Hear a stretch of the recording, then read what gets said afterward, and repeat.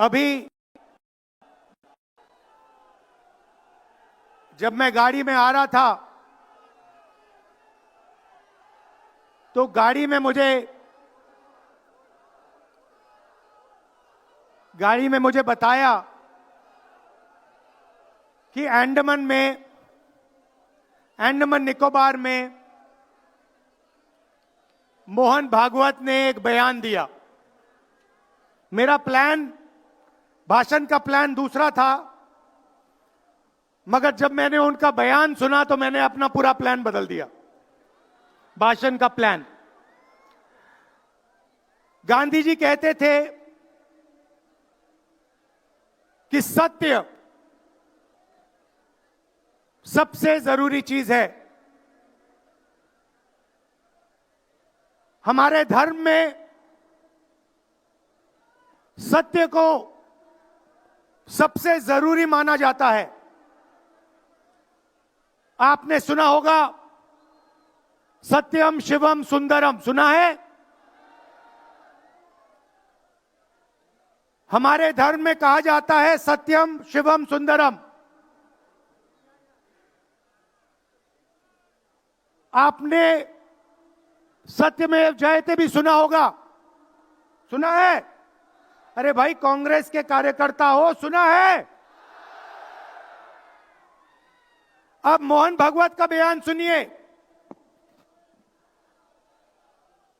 विश्व सत्य को नहीं,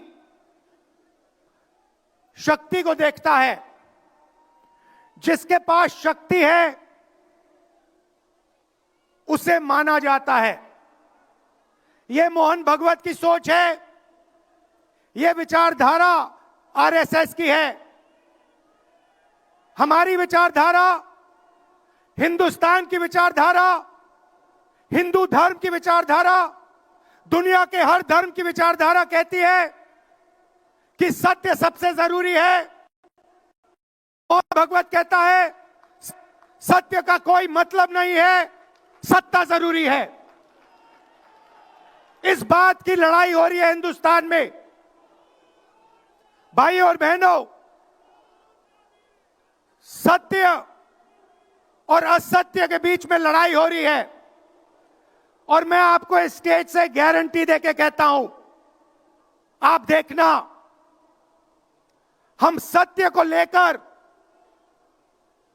सत्य के पीछे खड़े होकर नरेंद्र मोदी और अमित शाह को, आरएसएस की सरकार को हिंदुस्तान से हटाएंगे। उनके पास सत्ता है, वो वोट चोरी करते हैं। देखिए, आपके सामने पड़ा है, वो वोट चोरी करते हैं। 10,000 रुपए चुनाव के समय, चुनाव हो रहा है, 10,000 रुपए वो देते हैं। उनके इलेक्शन कमिश्नर हैं, जिनके नाम अभी प्रियंका जी ने लिए, मैं भी ले लेता हूं। है ज्ञानेश कुमार, डॉक्टर सुखबीर सिंह सांधू, डॉक्टर विवेक जोशी।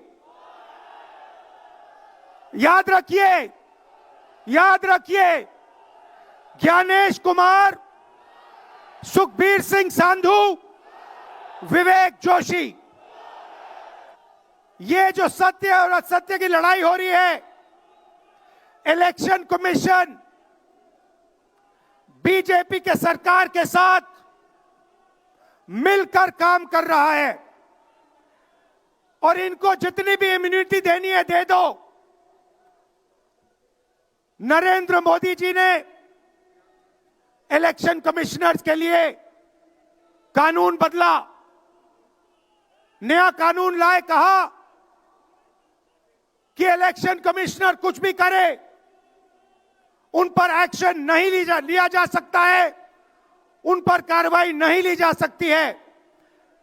मैं स्टेज से आपको कह रहा हूं, कांग्रेस पार्टी आपको कह रही है,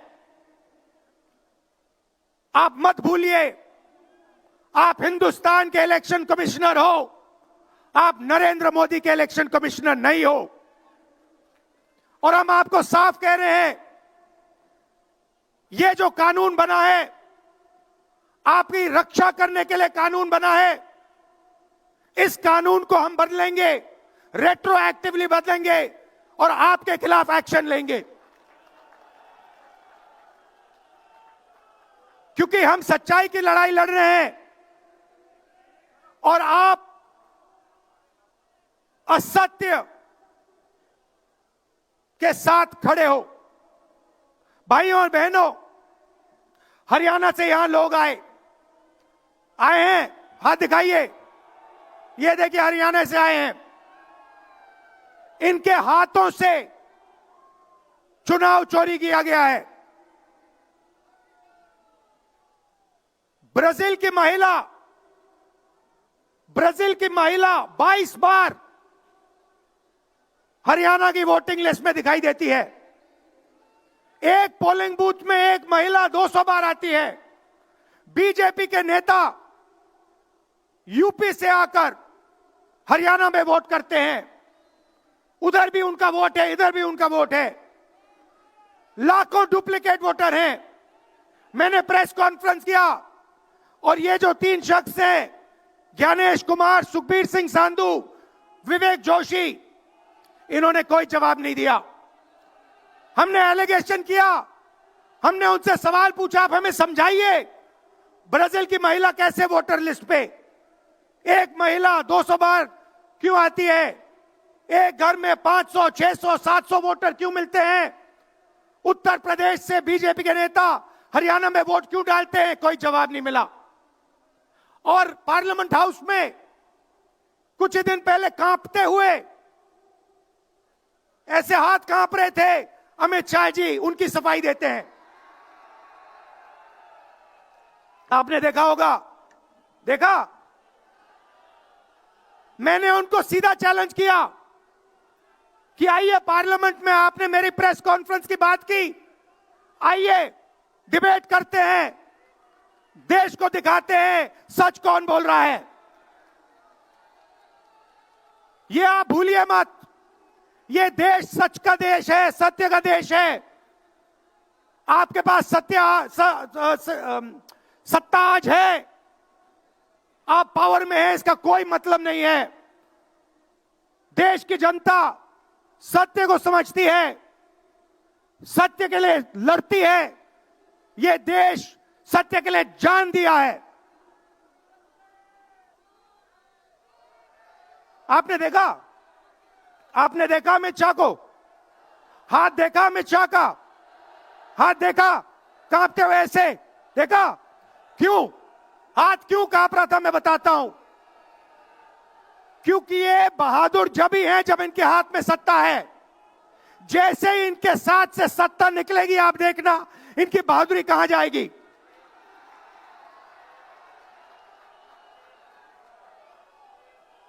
और ये भाइयों और बहनों, ये 2-3 अरबपतियों के लिए काम करते हैं। ये जो सारे के सारे कागज के ढेर हैं, ये जो सिग्नेचर्स हैं, ये कहां से आए? ये देश की जनता से आए। देश के कोने कोने में नारा चला है, वोट चोर, वोट चोर। तो ये देश की सच्चाई है। ये 6 साल का बच्चा, 90 साल का बुजुर्ग, ये सब जानते हैं कि नरेंद्र मोदी, अमित शाह वोट चोरी करके चुनाव जीतते हैं। कर्नाटक में हमने दिखाया लोकसभाएं चोरी की गई, महाराष्ट्र में दिखाया वोटर डिलीशन हुआ, वोटर एडिशन हुआ, लाखों वोट इधर से गायब हो जाते हैं। महाराष्ट्र में लाखों वोट ऐड हो जाते हैं। हम इलेक्शन कमीशन से पूछते हैं, कोई जवाब नहीं मिलता। मगर शायद टाइम लगे, देखिए शायद टाइम लगे, मगर हिंदुस्तान में सत्य की जीत होने वाली है। और अमित शाह जी, मोदी जी, जितने भी आपको भाषण देने हैं आप दे दीजिए। अंत में इस देश में सत्य की जीत होती है। महात्मा गांधी ने हमें रास्ता दिखाया था, उस रास्ते पर हम चलते हैं और सत्य से आपको निकालेंगे। नफरत से नहीं, हिंसा से नहीं, सत्य और अहिंसा के साथ हम नरेंद्र मोदी और अमित शाह को हरा के दिखाएंगे। देखिए, आपने देखा होगा, मैंने अमित शाह की बात की, मगर आप मोदी जी का चेहरा देखिए, अच्छी तरह देखिए। जो मेरी बहन ने कहा, मोदी जी की कॉन्फिडेंस खत्म हो गई है।